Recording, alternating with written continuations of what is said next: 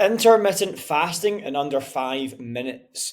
Number one is understanding intermittent fasting. So, intermittent fasting is basically taking a period of the day where you don't eat and then a period of the day where you do eat. So, an example of that would be if you didn't eat for, say, 16 hours and then you ate in an 8 hour window. So, then you would maybe have two meals in that 8 hours, and then after that 8 hours is finished, you don't eat anything at all except drink water for the remaining 16 hours of the day. And why this is super helpful, this can be implemented in different ways. And it also, you can fast in different ways. You can fast for 20 hours and then eat for 4 hours. It depends on what you're how tolerable you are for these things, but you can do it in different ways. In terms of when to implement intermittent fasting, this is obviously relatively subjective, but it can be helpful for people who may have digestion issues or are just transitioning from a really unhealthy diet of maybe overeating. Maybe they struggle a lot with temptation of food and they find it easier, or maybe portion sizes, and maybe they find it easier to block a period of the day where they can eat and then block a period of the day when they don't eat. So there's a lot of variables when it comes to when to implement it. It can also be very helpful for digestion for a lot of people if they just find it good to have no food in their body for periods of the day where they can hydrate lots of water. And that is something I recommend to a lot of people. And why intermittent fasting is great is because you can drink a lot of water on an empty stomach compared to if you're eating all the time. It's hard to drink lots of water on top of a full stomach or even any food in your stomach compared to when you are not have any food in your stomach there.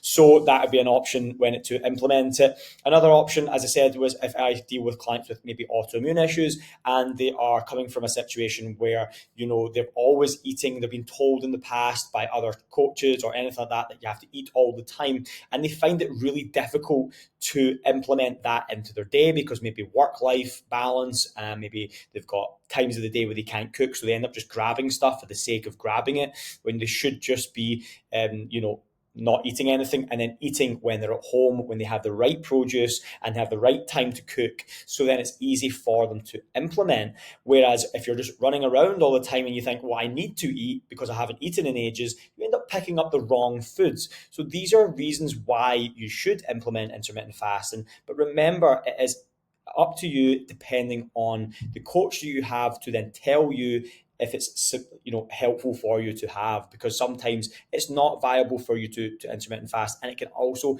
cause some people to actually not enjoy it and actually end up messing up their nutrition because they're not suited to intermittent fasting. So get the right advice from the right person, and then you can then it'll be easier for you to implement, and you'll know you're the right person to do it. And also, even if you try it, at least you know how it feels. And sometimes before you try it, you think, I can't do this, and maybe you actually will. You might be like, that's actually really, really good.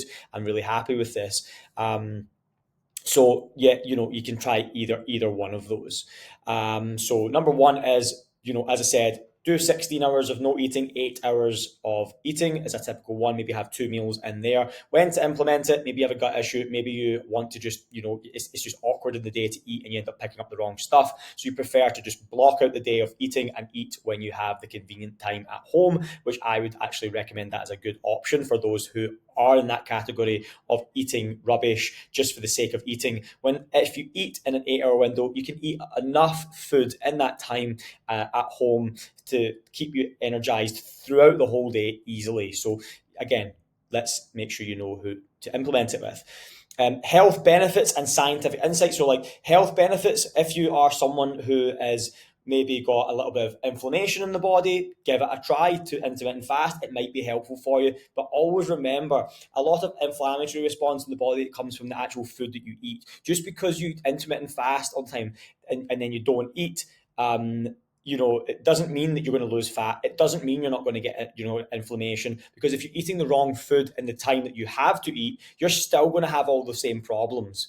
So you have to be aware that if you're eating really spicy food, if you're eating things that are processed, this is probably the main focus on inflammation, not intermittent fasting that's going to fix that. So before you intermittent fast, understand food quality matters. Just because you intermittent fast doesn't mean that you're going to lose weight, and it doesn't mean that you're going to lose, fix your inflammatory response, water retention, and these things. You have to make sure that it's in that what you're actually eating compared to when you eat. And a lot of people don't realize that. And a lot of people try these intermittent fasting things to lose weight, and they eat the wrong food. They do it for 2 months and then they give up because they haven't found the correct foundation of nutrition and understanding on how to balance the nutrition before doing these things, and then they mess it all up. So you need to make sure you have the right structure. Tips and considerations. My tips is to make sure in that 8-hour window your protein level is as high as possible, and animal protein in there. You're mixing up your animal proteins, so you're having your steak, your red meats, you're having your white, like chicken and your white fish and things, and changing it up all the time. Because if you just eat white fish or chicken all the time and things, you're not getting enough fats in there, and you're going to really, really crave food.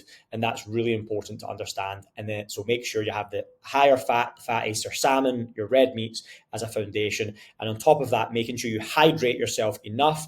Your hydration should be high, because the times of the day where you're not hydrated is where you're going to feel the hungriest. So by hydrating yourself, it's going to feel a lot better in general, because you're going to feel more hydrated. Firstly, you're going to have better digestion, and you're going to have a situation where you're not craving food all the time. As long as when you do break your fast, your protein levels is high enough, then the next day you're going to feel okay when you hydrate properly. Because if you don't eat enough protein, the next day you're going to crave more, and the day after that you're going to crave even more, because you're never having enough protein, and your body needs that protein for nutrients, and your body will then tell you if you're not got enough nutrients in your body by craving food. So it's a very horrible cycle. So protein high as you possibly can in that window. Take away processed food. Hydrate 3-4 liters of water a day, and do that consistently for 2 weeks, 4 weeks, and see how you feel. Any questions, please comment below. There's a little bit more than 5 minutes. Please comment below if you have another question that you want me to make a video on. I'm happy to do that. And I hope, and if you got a lot of information from this, please comment below on what you took from this and if it's been helpful for you. Thank you.